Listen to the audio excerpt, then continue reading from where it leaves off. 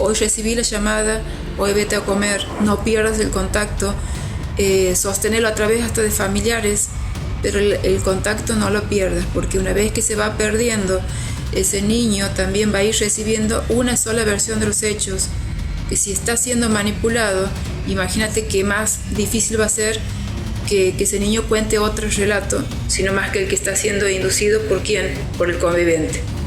Por el conviviente.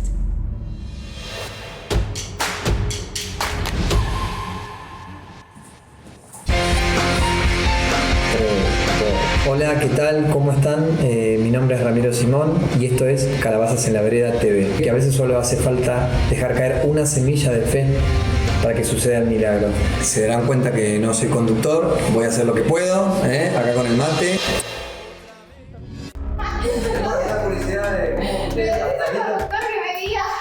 ¿Qué necesitas?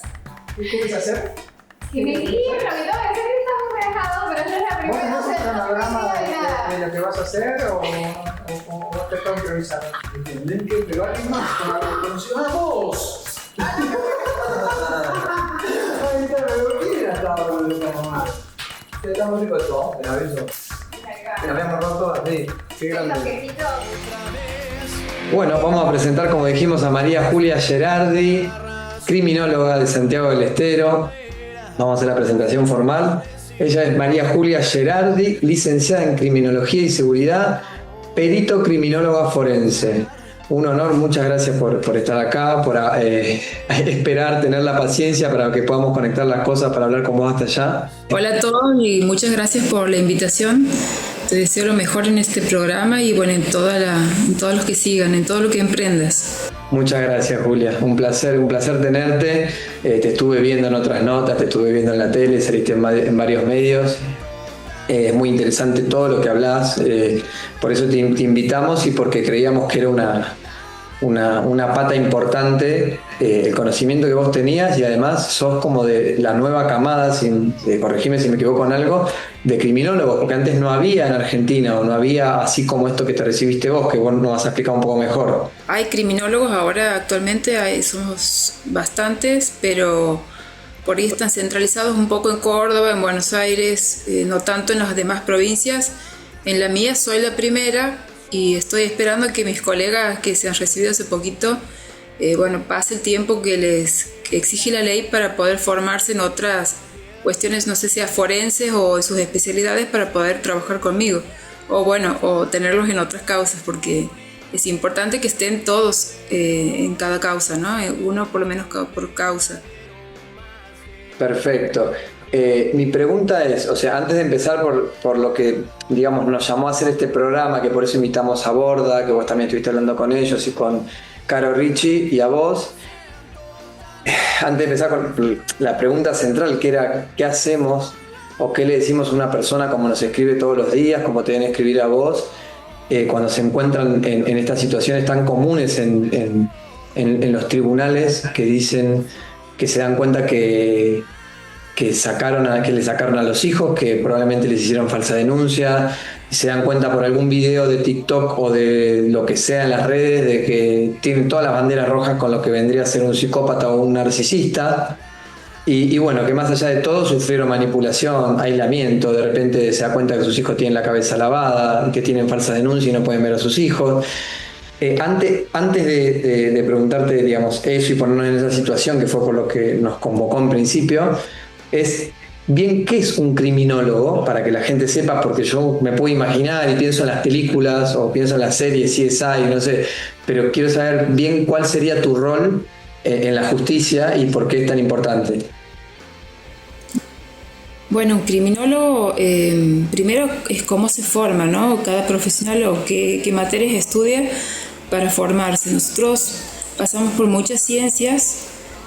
Por ejemplo, estudiamos la conducta criminal a través de la psicología forense, a través de la medicina legal, estudiamos todo lo que tiene que ver con las muertes o la violencia física, estudiamos los derechos procesal, penal, constitucional, civil, bueno, casi todos, menos algunos que no nos atañen en nuestra profesión, pero para poder asistir a la justicia, básicamente, siendo criminólogos, para poder determinar un hecho, para poder darle una, si se quiere, una auditoría a todo lo que son las pruebas, ¿no?, que tiene un expediente, que eso es lo que tratamos de aportar, digamos, a las causas. Una auditoría para ver si esas pruebas están bien confeccionadas, si tienen una trazabilidad que sea lógica en el expediente, cosas que por ahí no lo pueden hacer otros expertos u otros peritos porque se dedican a su rama en especial y no pueden acceder a la lectura del caso completo, digamos, para hacer sus informes. Ok, como que de alguna manera, sos digamos, como la ciencia que trata de unir todos los puntos y todas las pericias para ver si tienen coherencia. Que asistimos a que los jueces puedan tener una claridad para tomar sus decisiones. Todos los involucrados, ¿no? Depende de la causa y siempre, no es que están siempre los mismos tipos de expertos. Algunas veces tenemos criminalistas, que también es nuestra parte, pero si yo estoy desde el lado, desde la auditoría de las pruebas, no voy a estar en la parte de la criminalística. O sea, depende del rol que toque en mi acción sobre una causa, es sobre eso, donde yo puedo aportar mi mirada, haciendo mis informes y sobre todo controlando la calidad de la prueba. No solamente la que se aporta como parte, sino la que tienen aportadas todo el expediente en su totalidad.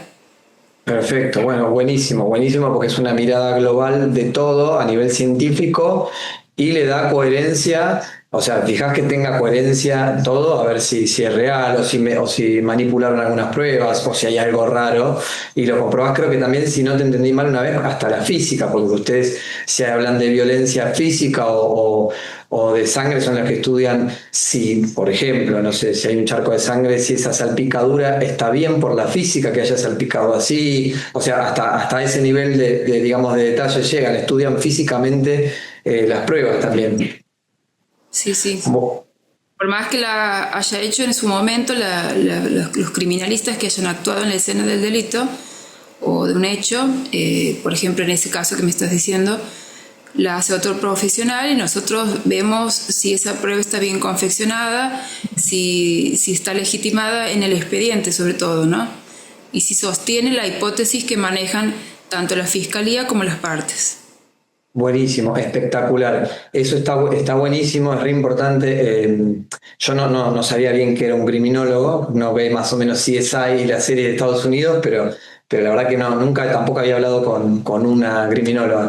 Eso está buenísimo y ahí estamos hablando de la parte física, ¿no es cierto? Y a nosotros en este momento lo que nos está preocupando es más la parte invisible, lo que más cuesta comprobar en la justicia. Siempre traigo al Principito, lo esencial es invisible a los ojos, todo es importante, ¿no? Y sabemos que el problema de la justicia es que, bueno, nosotros tenemos que comprobar hechos, ¿no es cierto? Y a veces no se pueden comprobar los hechos, y acá viene el problema también de la falsa denuncia. Entonces, bueno, está todo como muy mezclado, porque hay hechos que no se prueban, hay falsas denuncias, pero igual se sacan a los menores, y después hay hechos que sí se prueban, pero igual la justicia no actúa como debería actuar. Nos metemos como en esa ensalada, por decirlo de alguna manera.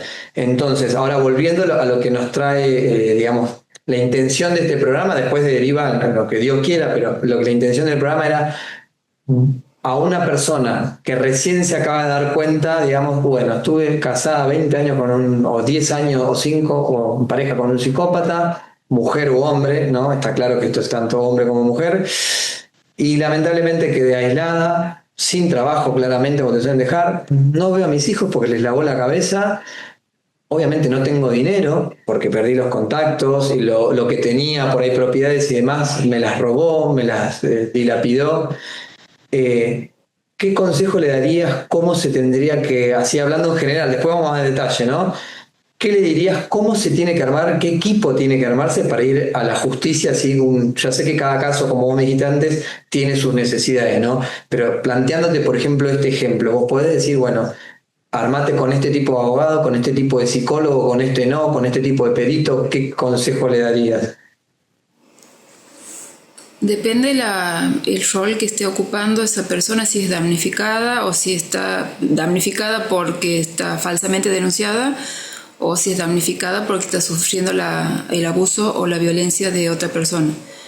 Pero en todos los casos, lo que siempre sugiero es que sean profesionales idóneos, ¿no? Que sean expertos en lo que están tratando. Muchas veces nos encontramos con abogados que necesitan trabajar como todos y por no tener la especialidad adecuada, muchas veces se cometen malas praxis. Entonces, en vez de ejercer ciertas acciones en lo judicial, cometen hechos con dilaciones, terminan perjudicando las causas, no sabiendo oportunamente dónde accionar, ¿no? O dónde mirar y cómo ir armando ese expediente como para que se resuelva lo que se necesita resolver. Y también convocando o no convocando a las personas que en la parte técnica, pericial, por ejemplo, donde surgen pruebas. Por lo general siempre hay pruebas o se intentan construirlas. Si no tienes un técnico pericial acorde e idóneo, también estamos ante un problema porque vamos a depender siempre de lo que proponga la fiscalía o la justicia de parte oficial. O sea, si no tienes a alguien de parte que te defienda a vos eso que presenta la justicia queda como única verdad esa pericia. Entonces, nada puede falsearla, nada puede auditarla ni controlarla. Entonces, digamos, lo que yo hablo en base a mi experiencia, me pongo como conejillo de India si se quiere, pero por hablar de mí, igual yo recibo casi todos los días estas consultas. Por lo menos lo que yo aprendí, como comentaba con Borda y con Caro, yo aprendí, por ejemplo, que es fundamental tener un perito forense de parte, porque en general pasa que en la justicia a las víctimas las revictimizan. Para empezar, si vas y decís, creo porque por lo que veo y por todas las banderas rojas y por todo lo que me hizo, cumple con todos los requisitos de manipulación, aparte porque me mintió, porque sacó a mis hijos, porque le lavó la cabeza, pues yo no hice nada malo, yo soy la víctima. Y en la justicia me pasó a mí, que me dice, mira, yo no sé lo que es un psicópata integrado, no sé lo que es el gaslighting, no sé nada de eso, pero en unas, ¿no? En otras sí me dieron la revinculación, a mí me dijeron, sí, tenés que ver a tu hija, era un equipo de psicólogos, pero después de la pandemia tuve que volver a hacerlo y en 15 minutos la psicóloga esta dijo, mira, no sé nada de eso, pero no aconsejo que veas a tu hija porque vos estás interesado en contar tu historia y no ver tu hija. Te hago un resumen, ¿no? Y me dijo, no sé lo que es un psicópata, no tengo idea. Y viste, además de revictimizarme, que yo hago un escrito para denunciarla y demás, después aprendí que hay que tener un perito forense de parte para que pida los puntos de pericia, pida las cámaras Gesell y todo lo necesario para demostrar si esos menores están siendo manipuladas. Que además, como vos bien me dijiste, las cámaras Gesell tienen que estar bien hechas, porque vos pedís una cámara Gesell y no está bien hecha, esos nenes pueden dar falso positivo o falso negativo. Entonces, yo lo que entendí que uno que tiene que ir un perito forense de parte o psiquiatra forense que sepa controlar que sepa qué pericias pedir, qué estudios pedir y si es posible a la otra parte, obviamente a los padres, los dos que se hagan pericias, qué pedir y cómo controlar esas pericias, esas cámaras Gesell para que estén bien hechas. Claro, con lo que tiene que ver con la profesión de la psiquiatría forense o la psicología forense, estos profesionales que son tan necesarios van a poder informar o tratar de ver los errores que hay en la confección de informes de igual naturaleza. Entonces, a diferencia de lo que hacemos los criminólogos forenses, nosotros podemos auditar las pruebas hechas por cualquier profesional dentro del expediente. No porque la estamos haciendo, sino que estamos ejerciendo el control, como te decía, auditando si se ha hecho bien, si tiene la metodología correcta, si no ha habido una inducción por ejemplo, en la cámara Gesell, si no ha habido una inducción en el vocabulario, que también lo puede hacer esa parte un psicólogo, sobre la cámara Gesell o sobre un informe técnico que tenga que ver con entrevistas psicológicas o con estudios de esa naturaleza psicológicas. Ahora, un psicólogo no puede ir a hacer una lectura integral del expediente y hablar en un informe sobre eso, porque no es lo que le corresponde, sino que eso sí nos corresponde a nosotros en la mirada integral. Entonces, si se puede tener a todos los profesionales, bienvenido sea, pero si alguien tiene que decidir por uno sí o por otro no, y bueno, tomar en cuenta el caso en especial que se está mostrando como prueba o que se está incorporando como pruebas en el expediente, y tratar de siempre instrumentar todo esto con idoneidad, ¿no? Porque el abogado va a dar fundamentos que son siempre teóricos, pero si no van acompañados de una firma técnica, no tienen el sustento y la credibilidad que corresponde. Está muy bien. Vos también me comentabas, por ejemplo, que habías estado, o bueno, no sé si puedes hablar de un caso o no, sin dar nombres, pero hablando en general de las cámaras Gesell, que habías visto una cámara Gesell donde era solo de audio. Y que es muy importante la grabación filmada también, porque a través obviamente de gestos, de miradas, obviamente que una mirada puede intimidar, o sea, de quien está hablando ahí, o de la víctima, que sea un niño, por ahí no dice nada, pero hace un gesto, y obviamente el cuerpo habla. Entonces, una cámara Gesell solo con audio, ¿sirve? Y yo la observaría desde un primer momento, porque los que te dicen los protocolos es la grabación audiovisual de la entrevista. Uno tiene que tener acceso y poder auditar, si no se ha podido hacer de manera presencial, hacerlo a través de las grabaciones, precisamente para cuidar y preservar el interés superior del niño o adolescente, y para no tener que volverla a hacer a esta prueba, debe estar bien grabada, bien realizada, ¿no? Esa es una de las garantías que debe procurar la justicia, pero también a través de las partes. Claro, entonces, o sea, como uno de los primeros consejos de muchas cosas que dijiste ya es, si vas a la justicia y tenés que defenderte o de falsas denuncias que han lavado la cabeza a tus hijos y demás, es poner un perito forense de parte, sea psiquiatra o criminólogo forense, vos corregime si está mal algo que digo, que controle lo que hace las cámaras o las pruebas que hace la justicia con los menores para ver si están siendo manipulados. ¿Y cómo me tengo que presentar yo en la justicia? A ver si, por ahí no es la pregunta esta para vos, pero decime por ahí si sabes, ¿qué tengo que pedir yo? Estoy así. Y digo, bueno, voy a la justicia a denunciar esto, porque me sacaron mis hijos. ¿Qué hay puntos de pericia que vos le recomendás? Mira, pedí estos estudios sí o sí para los chicos, esto para el padre, si se anima a hacerlo, o la madre, porque a veces la otra parte se niega, obviamente, más cuando sabe que hace las cosas mal o que es una personalidad peligrosa. Entonces, ¿qué pericias recomendás básicas? Como decir, mira, hay que hacer este estudio y hay que hacer estas cámaras, esto, sí o sí, y controlémoslo. ¿Qué le pedirías al juez para que realice y qué tipo de profesional pedirías que le haga? ¿Dirías, tiene que ser un psicólogo forense, tiene que ser un psiquiatra forense, que sepa de esto, que sepa de lo otro? Una causa se va, digamos, armando de acuerdo a lo que se plantea originalmente.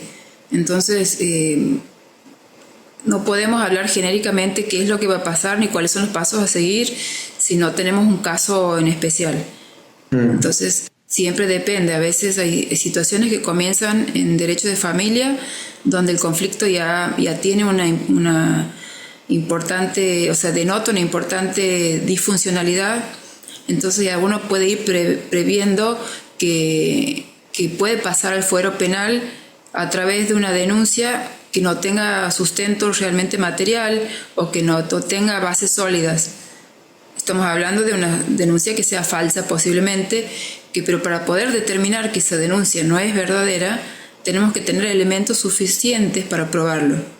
Entonces, no es tan sencillo decir cómo vamos a probar que eso no es verdad, sino depende también cómo lo plantee ya en el fuero penal la fiscalía, cómo lo planteen las partes, qué es lo que exijan, qué es lo que pidan, a qué se niegan a hacer. O sea, hay un montón de situaciones que tendrían que verse en ese momento. Claro, pero básicamente uno, antes de probar que no es verdad, en realidad la otra parte tiene que probar que es cierto. Si yo me golpeo contra una pared, voy con el ojo roto y digo, mi mujer me pegó, pero es mentira, yo tengo que probar primero que eso sea cierto. En la teoría. En la práctica sabemos que entra una denuncia por agresiones o por violencia de algún otro tipo, primero se toman medidas y después se investiga, y a veces esas investigaciones demoran muchísimo, y si hay una prisión preventiva estamos hablando de daños colaterales grandes, y si hablamos de que hay hijos en el medio estamos hablando de daños colaterales enormes. Bueno, ya es gravísimo, porque en realidad se supone que sos inocente, pero por las dudas podés hasta ir preso, te denuncian, te sacan tus hijos y no sabemos si es verdad. Yo voy, me golpeo, y así es como pasa que muchos padres dejan de ver a sus hijos y madres también. Entonces, ahí tenemos un agujero gigante que tiene alguna solución. ¿Está la justicia preparada para eso? Digamos, evidentemente, o sea, pasa. Digamos, ya sabemos que las madres y los padres no ven a sus hijos por años, se suicidan, pasa de todo, y hay gente que va presa o gente que es señalada y es inocente. Ahora, ¿qué es lo que dice? Si se corta, te vuelvo a llamar.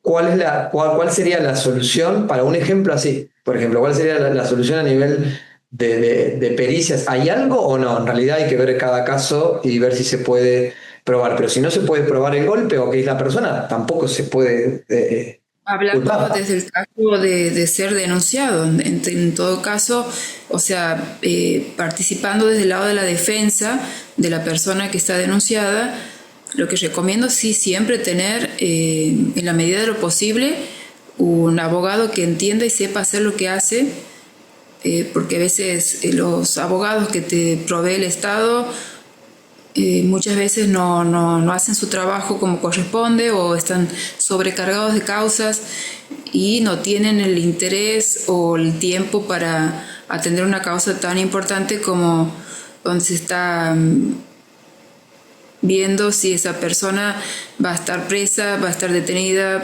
provisoriamente o indeterminadamente, o si va a estar alejada de sus hijos indeterminadamente, cuando lo que debería hacer la justicia es investigar lo más rápido posible, y que las medidas que sean cautelares para el resguardo de las posibles víctimas o las supuestas víctimas sean de días y de semanas, no de meses o años.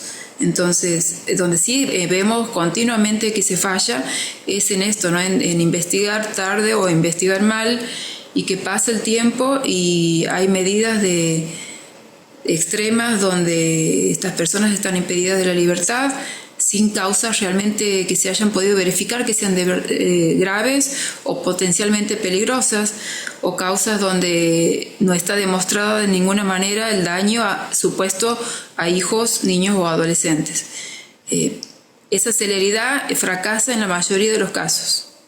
Entonces, si a mí me sacaron mis hijos por 5 años, 8 años, y a lo largo del tiempo la persona esa no puede demostrar que yo realmente, por ejemplo, le pegué, entonces, ¿cómo se hace justicia de eso? De esos 7 años que no viste a tus hijos, 5 años, o ese año que perdiste el crecimiento de tu hijo, ¿quién se hace responsable de eso?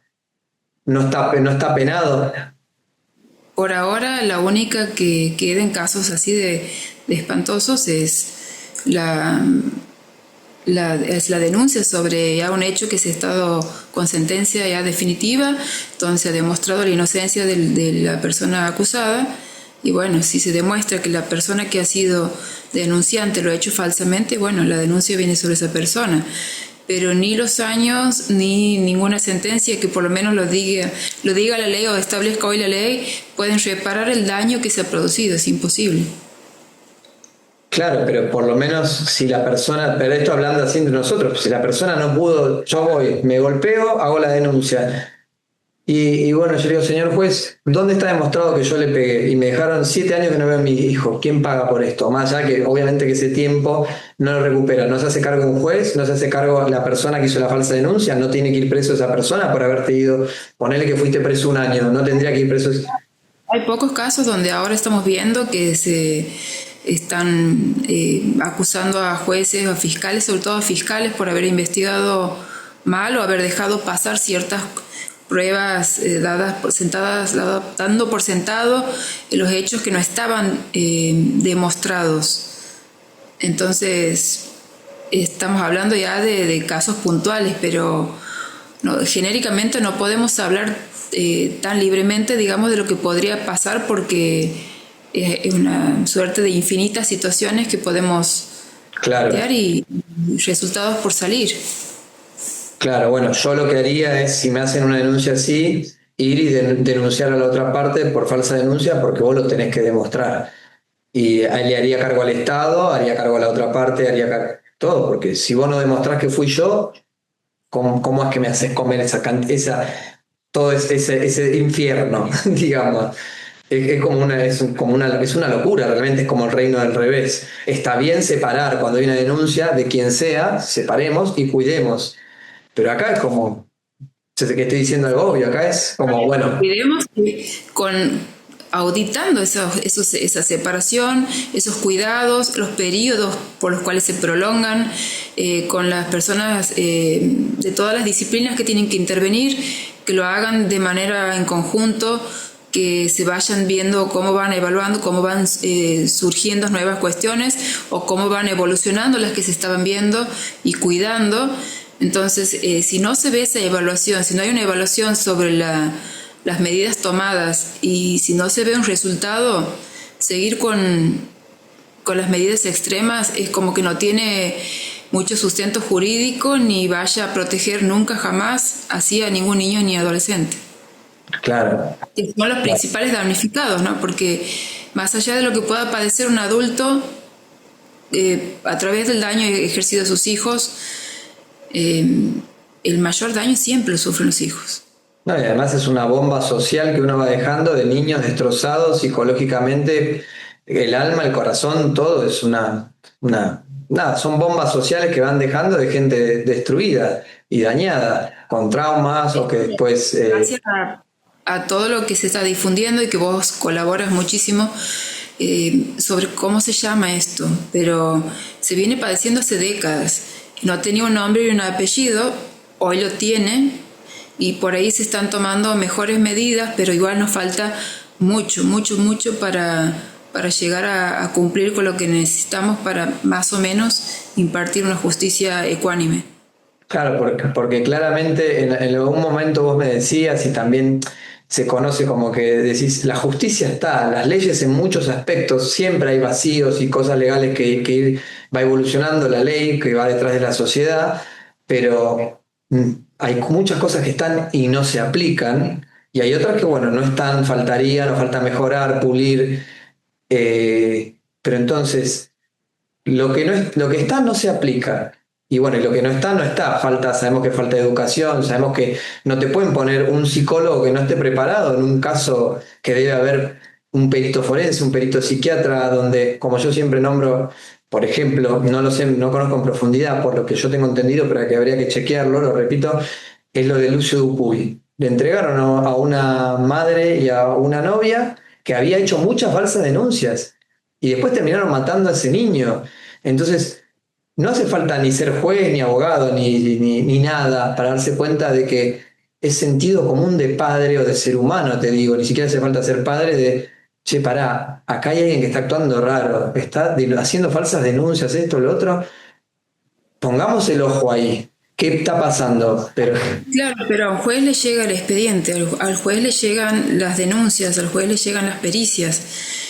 Para poder hacer ese análisis y poder llegar a una buena conclusión, a una mejor calidad de verdad procesal, tiene que tener todo en la mesa y no solamente hecho por personas idóneas, sino que tiene que tener el juez la claridad en los informes y que estén todos relacionados para poder construir un contexto, una historial en esta causa. Y también con lo de las escuelas, los colegios, los informes socioambientales, o sea, tener una cronología, una secuencia y una lógica de toda la narrativa para poder tomar una decisión acertada. Esto es lo que no termina ocurriendo porque a veces las lecturas no son las oportunas, las correctas, o a veces las denuncias están tan cruzadas o hay una causa por una cosa en un fuero, hay otra causa en otra, se cruzan y no se comunican los jueces, no se comunican las personas que hacen las pericias y entonces cada uno resuelve su parte y todas están desconectadas. Y ahí está como todo el sistema como medio trunco. Por un lado, no hay comunicación por ahí entre los profesionales. Los jueces no tienen un expediente con las pericias necesarias para poder hacer una interpretación clara, digamos. Tampoco está quien reúna todas las partes de las pericias, como vos que sos criminóloga, que estudiás todo el expediente y te fijás que tenga coherencia realmente todas las partes entre sí. O sea, entonces, porque se supone que un juez está para controlar y impartir justicia. Si el juez sí ve que faltan cosas, las debería pedir. Si el fiscal ve que faltan cosas, las debe pedir. El psicólogo debería saber qué pedir. O sea, hay una mezcla de falta de conciencia y de conocimiento. En la materia penal, dentro del sistema acusatorio adversarial, el dueño de la investigación es el fiscal. Entonces, el que debería pedir oportunamente todo para que se esclarezca un hecho es el fiscal. Entonces, el control lo hace el juez, depende de la instancia de la causa. Y después las partes también tienen que asegurarse, la defensa o la querella, depende de qué parte se constituyan, de que la parte de que estén ellos tratando de defender esté bien defendida o bien asistida.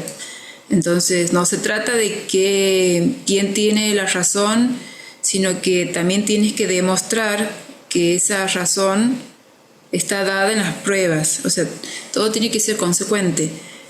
A veces lo que se relata y lo que se termina sentenciando no tiene nada que ver con lo que está demostrado en el expediente, pero si no tenemos un buen abogado que abogue, valga la redundancia, por esas cuestiones, por estos intereses o por esta mala constitución de una investigación, el juez va a tomar sus decisiones sobre lo que haya. Ok, está bien. Igual, está bien, yo por ahí, o nosotros los que estamos justo viviendo un problema específico, nos podemos dar cuenta de ciertas cosas sin ser juez ni abogado ni nada, porque estamos justo pasando eso. Por ahí si fuera otro tema empresarial o de otras cosas, o no nos daríamos cuenta, y un juez obviamente es un humano. Y también hay una realidad, o sea, hay cosas que seguir. La justicia siempre se va actualizando y aprendiendo en base a las problemáticas que ve en la sociedad. Y bueno, la realidad es que se tiene que actualizar los jueces, los abogados, los psicólogos, todos. Y obviamente no estoy diciendo nada, no estoy descubriendo la pólvora, como se dice, pero bueno, claramente, como dijiste antes vos, no hay conexión clara entre las partes, entre lo que le llega al juez, entre lo que tiene que pedir el fiscal, porque pasará lo mismo que pasa en la humanidad. Hay desconocimiento, hay errores y hay mala voluntad, porque sabemos que tenemos en el medio psicólogos, psicópatas, abogados, oportunistas, gente que no sabe y dice que sabe, o sea, gente que hace mala praxis, o sea, se mezcla todo ahí. Entonces, bueno, nada. Acá es cuando creo que también desde este lado, y gracias a que vos estés hablando, también estamos aportando de generar conciencia de, che, mirá todo lo que está pasando, y por lo menos tratar de decir, bueno, el camino es, de alguna manera, bueno, no se pónganse todos a tener conciencia de lo que falta estudiar o de lo que se están olvidando de hacer, se están olvidando de controlar todo. Que las van cambiándose de abogados también en la misma causa, y eso es un volver a empezar. Hay una etapa de investigación que no vuelve atrás. O sea, hay oportunidades para ciertas cosas que después no vuelven a suceder. Sí. Tener en cuenta todo esto hace que, tal vez no para lo que ya ha sucedido, pero sí de cara a los que estén escuchando y que puedan estar alertas, porque a cualquiera le puede pasar esto, a todos nos puede pasar, directa o indirectamente. Entonces hay que tener por lo menos el entendimiento de cómo se maneja el sistema judicial cuando se investiga cualquier causa, y que si nos pasara, ¿qué podríamos hacer? Los conocimientos básicos como sociedad estaría buenísimo que los tengamos, y que también podría formar parte de tu proyecto en el plano educativo, que la sociedad también tenga un entendimiento que sea leve de cómo es un proceso actualmente para cuando le surja algo, ¿no? Técnicos, sean abogados o peritos, estamos dependiendo también de su idoneidad, de su ética, de su formación, de lo que va surgiendo en cada causa, del tiempo en el que ingresan. Son un montón de factores y variables a tener en cuenta que para uno como interesado principal, si no tiene este conocimiento previo, se hace muy difícil tomar las decisiones acordes desde nuestro lugar. De hecho, uno va a un médico y tal vez el médico tiene cierto criterio o está viendo ciertos resultados de análisis, pero no está pidiendo otras pruebas que podrían ampliar el panorama y descartar hipótesis sobre otros tratamientos que se pudiera hacer, porque el diagnóstico está basado en pensar que tiene tal enfermedad. Y pasa lo mismo en la justicia. Cuando el diagnóstico de un fiscal está basado en el esclarecimiento de un hecho basado en una sola hipótesis, nos encontramos con un sesgo de confirmación. Y lo mismo con cualquier perito que quiera informar sobre el resultado de algo, que dentro de lo que es nuestra profesión, eso, gracias a Dios, es lo que menos sucede, porque tratamos de como estamos viendo todas las pruebas y tenemos que sí o sí hablar de todas las que hay, es difícilmente que nos sesguemos con algo. En cambio, si desde la mirada de un profesional que tiene que hacer meramente algo basado en una materia, y puede surgir algún sesgo que es natural y es humano, pero que lo que surge en la investigación y en una sola hipótesis de una investigación de parte de un fiscal es gravísimo, porque todo lo que se encuentre en materia probatoria se va a ajustar o no de acuerdo a lo que quiere confirmar como hipótesis. Okay. Entonces, puede ser que le esté errando o atinando, y no podemos estar poniendo a las personas en la suerte de que atinen la hipótesis, sino que tiene que ir descartándose o cambiándose esa hipótesis en medida de lo que va surgiendo como prueba. Bien, ¿qué pensás del proyecto de ley? ¿Qué crees que podría aportar? ¿Qué le agregarías? No sé, lo que se te ocurra decir con respecto al proyecto de ley, o qué pensás con respecto a la justicia, con respecto a esto de la psicopatía o narcisismo perverso. Bien, por ahí aportar que, no sé si alguien más lo haya dicho, que no todas las personas que cometen este tipo de delitos o que concretan estas conductas que están tipificadas en el Código Penal y que son punibles, o sea, son personas que pueden ser sancionadas, no todas las personas que cometen estos hechos, por más cruentos que sean y contra las personas más que deberían proteger más, que son sus hijos, no todas estas personas son psicópatas ni narcisistas, ni pueden ser diagnosticadas clínicamente, tal vez porque a veces resisten los tratamientos o los diagnósticos clínicos, y nos damos con que la mayoría de las personas comunes y corrientes, sin ser atravesadas por trastornos de personalidad típicos o atípicos, o que tengan un determinado tipo de estructura de personalidad, cometen estos hechos todo el tiempo. Entonces, no podemos determinar que todos los hechos están cometidos por psicópatas o narcisistas, ni si nos encontramos con un psicópata o narcisista va a cometer estos delitos. Claro. Entonces no es materia privativa de una o contra otra cometer estos hechos. Estos hechos los cometen todas las personas. Entonces, ¿dónde tenemos que poner el foco? En lo que investiga la justicia. La justicia investiga los hechos, lo que se puede observar, lo que se puede a través de, por ahí la conducta por ahí no se toca, pero sí se observa a través de síntomas, de patrones repetitivos, de un historial que se puede ver en un contexto familiar, de dinámicas que se van percibiendo. O sea, hay mucha información que se debe tomar y se debe contemplar a la hora de diagnosticar, a la hora de ofrecer un tratamiento, a la hora de imponer una medida.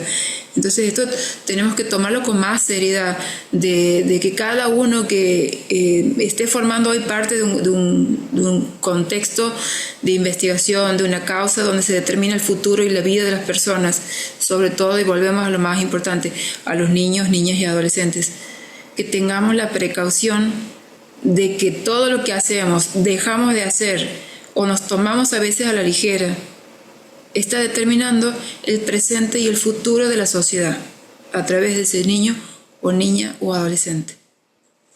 Bien, muy bien. Bueno, ¿qué es lo que le estaría faltando a la justicia? Porque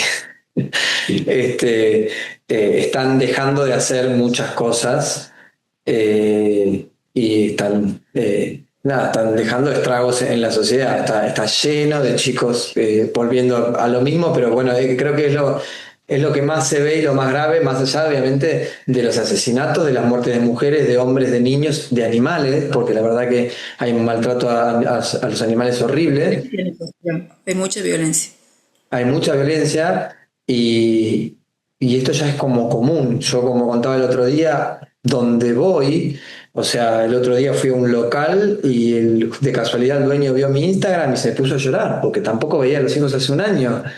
Y me pasa todo, o sea, todo el tiempo, no que a cada lado que voy, porque obviamente sería mentira, pero pasa, me es común que yo conozca gente y que amigos y conozcan gente y que un amigo o un familiar conozca a alguien que no ve a sus hijos porque la mujer se volvió loca o porque el hombre se volvió loco y le encantó sacárselo, hacer falsa denuncia y lo enloqueció, y el que menos tiempo tardó fue un año en volver a verlos.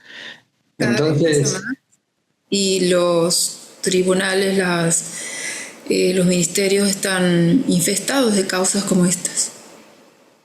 Y lamentablemente, si me dijeras vos que son causas bien fundadas, bueno, pero ya que estén basadas en falsas denuncias o en personas que no han podido resolver cuestiones internas o que vienen de dinámicas disfuncionales previas, sean desde la infancia o después, y que son conductas aprendidas y que están replicadas y que se van viendo este tipo de comportamientos, sobre todo en lo que tiene que ver con relaciones dinámicas de pareja. Ese conflicto que se va perpetuando, y a veces, si podemos tener la información de ver un historial de cómo esa persona se ha vinculado históricamente, y posiblemente vamos a escuchar historias muy similares, tal vez no idénticas, pero similares. Eso es lo que tiene que tener en cuenta también quien investigue. O sea, vos decís, si viene, por ejemplo, en un caso donde, no sé, la mujer denuncia que el hombre le sacó los hijos, ¿no? Y se los llevó. Y también investigar si este hombre hizo lo mismo con otras parejas, o si tiene denuncias, o si viene repitiendo la conducta, digamos. O sea, que hay que fijarse todo. Es como el delincuente No es que esto va a determinar algo en especial, pero sí hay que tenerlo en cuenta a la hora de revisar ese contexto y ese historial, para darle una coherencia al expediente. Porque si esto está pasando hoy aquí con esta señora o este señor que denuncia y que impide el contacto, o pide que se impide el contacto a través de esta denuncia o extracción, y vamos y descubrimos que ha tenido una pareja antes y ha hecho lo propio con otra pareja y con tal vez hijos en común, o con otra situación que tenga que ver con otro tipo de denuncia de violencia, y dos hechos, vamos a decir, no van a determinar que esta persona lo haya hecho falsamente, pero sí son para tener en cuenta. Claro, porque la verdad va a estar en la sumatoria de toda la información que tengamos en esa investigación. Entonces, ¿es irrelevante? No. ¿Es muy relevante? ¿Es determinante? No. Pero sí, en esa sumatoria de información es muy importante para entender la dinámica vincular. Claro, porque en el derecho penal, por más que vos no te pueden acusar de un nuevo robo porque vos robaste 10 bancos. Porque robaste 10 bancos, no es que el 11 lo robaste vos, aunque demuestra una conducta, pero no te pueden inculpar por eso, digamos. Yo sé que cada juicio hay que ver, cada juicio, podría decirse que es único y irrepetible porque son con personas que son únicas y irrepetibles.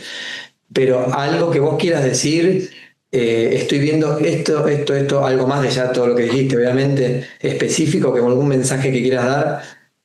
Y sea en la causa que sea, yo siempre les digo a las personas que traten de interiorizarse mucho y no de ponerse en el rol de lo que ha padecido o padece, sino de poner el norte en esos que tiene que proteger, porque si no vamos a distorsionar el foco y también lo que se está buscando en esa lucha judicial. A veces en contaminar el expediente con denuncias entre los adultos, y lo que estamos queriendo es revincularnos con nuestros hijos. A veces yo creo que tenemos que tener en claro esa revinculación, no dejar o sea, si tenemos un minuto, un día a la semana o una llamada telefónica, tenerla sí o sí, porque a veces un papá o una mamá, he escuchado varias veces que dice, yo quiero que mi hijo quede a dormir hoy en mi casa. Hoy recibí la llamada, hoy vete a comer, no pierdas el contacto, sostenerlo a través hasta de familiares, pero el contacto no lo pierdas, porque una vez que se va perdiendo, ese niño también va a ir recibiendo una sola versión de los hechos, que si está siendo manipulado, imagínate qué más difícil va a ser que ese niño cuente otro relato, sino más que el que está siendo inducido por quién, por el conviviente. Ok, y esta es una pregunta personal que te hago yo, por ejemplo, si yo tuviera que decir, por ejemplo, bueno, yo sé que no sé, mi hijo o hija está manipulado. Yo insisto con esto, por ahí no me lo puedes contestar, pero hay una batería, hay test que vos conozcas de que digas, mira, los test, las cámaras Gesell se tienen que hacer sí o sí estos test para, por un lado, para descubrir manipulaciones y por otro lado, además de que ser filmada con audio y video y seguir los protocolos, y por otro lado, los test para que vos decís, bueno, yo quiero que le hagan un análisis para mi pareja para ver si es narcisista o es psicópata integrado, porque vos como madre sabés que ese tipo es peligroso, sabés que, por ejemplo, por ahí lo descubriste que lo quería envenenar, lo descubriste que lo estaba abusando y no tenés cómo probarlo, vos sabés que es peligroso y sabés que no tiene que estar. ¿Hay algo que vos le puedas pedir a la justicia, decir, por favor, yo necesito que lo analicen y por lo menos que salga a la luz que su personalidad, hubiera pasado con Lucio Dupuy, que si mal no me equivoco, con la mamá de Lucio Dupuy, si mal no me equivoco, la mamá o la novia, no sé, salió en los medios, habría que chequear, porque esto lo hablé como había que chequear, que tenían personalidad perversa. Entonces, si yo sé, hoy no estoy viendo a mis hijos, ponele, ¿no? Sea hombre o mujer. Yo sé que del otro lado hay un abusivo, sé que los puede matar, lo vi abusándolo hasta sexualmente y no lo pude denunciar, no lo pude comprobar.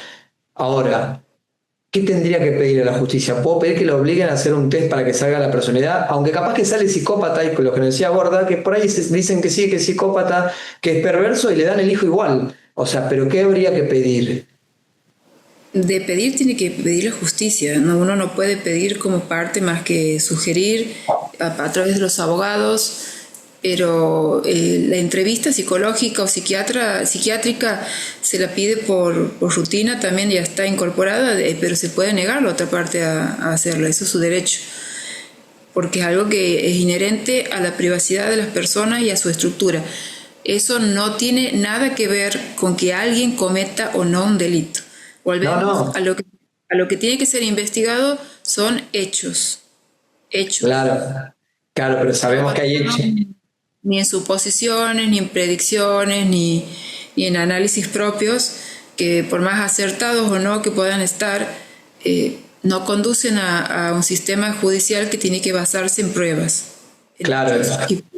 En conductas que ya sean típicas. No, eso lo entendemos, o sea, son hechos, pero si el padre abusó de un hijo o una hija y fue hace 3 años atrás, esos hechos la justicia no los ve y no los va a poder ver. O sea, nosotros lo que yo planteo que sería importante es que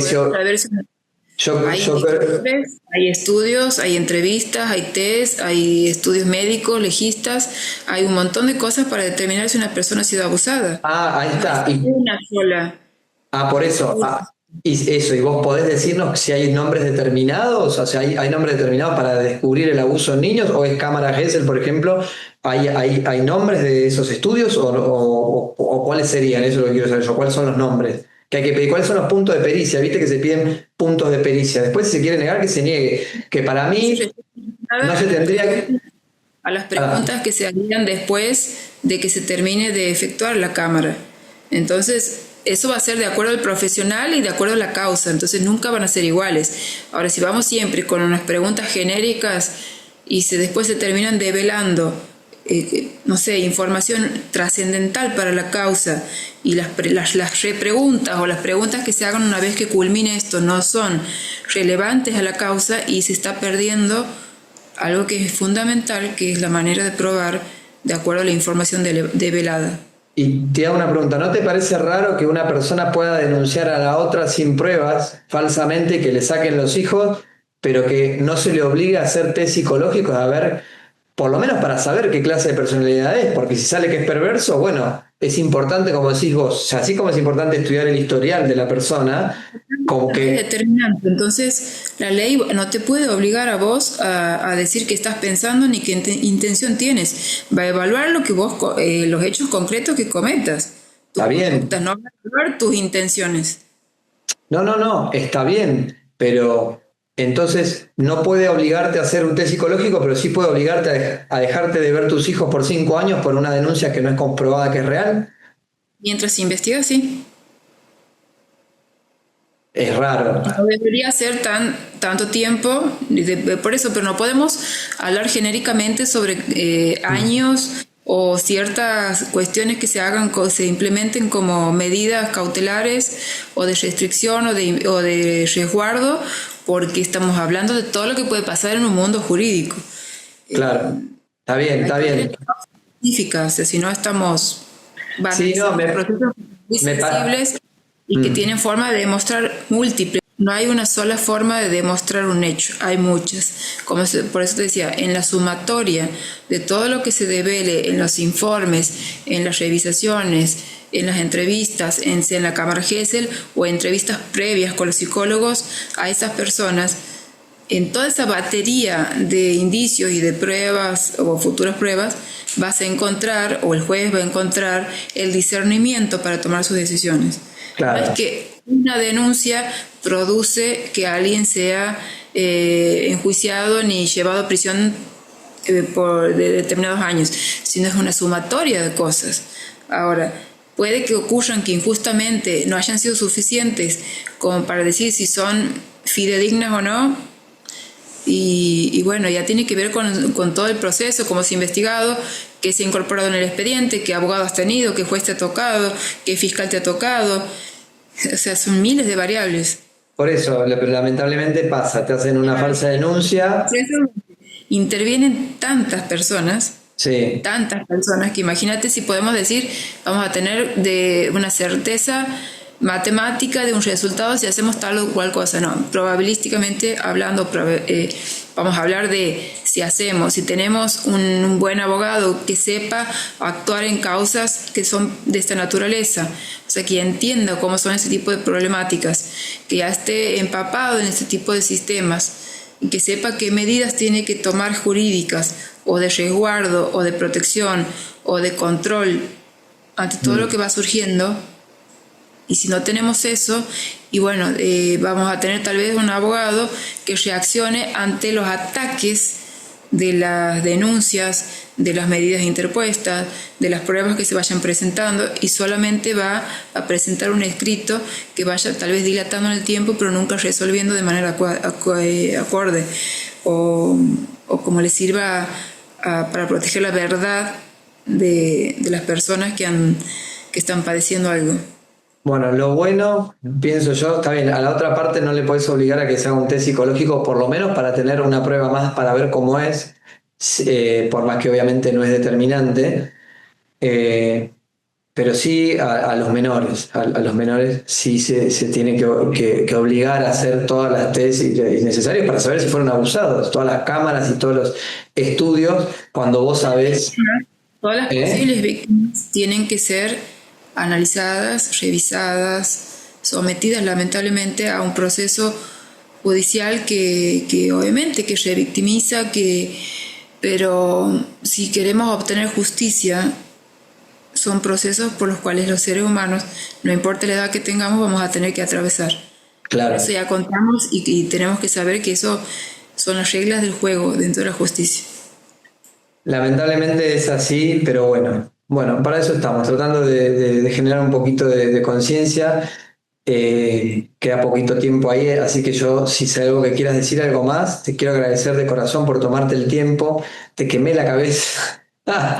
Y te vengo haciendo un montón de preguntas, y bueno, venimos hablando de todo un poco y te súper agradezco porque por lo menos para toda esta gente que está todo el tiempo preguntando, que te voy a preguntar a vos y que le pregunta a todos los que yo conozco por todos lados, por lo menos que sepan, y dijiste algo muy importante que también está bueno agregar al proyecto de ley, que la gente tenga un conocimiento básico de cómo son los procesos judiciales, de cuáles son los actores principales, los tipos de perito que tiene que haber, porque la gente no tiene ni idea, y menos, que esto es algo muy importante, los que son víctimas de verdad de psicópatas, quedan cognitivamente muy afectados. Llamalo psicópata, llamalo narcisista o llamalo que es malo o llamalo que está, no digo esquizofrénico, porque ya es una persona que se enferma. Estamos hablando de gente que hace el mal y sabe lo que hace, pero queda muy mal psicológicamente, muy mal cognitivamente, y realmente gente que ni se acuerda lo que le acabas de decir porque pierde la memoria a corto plazo.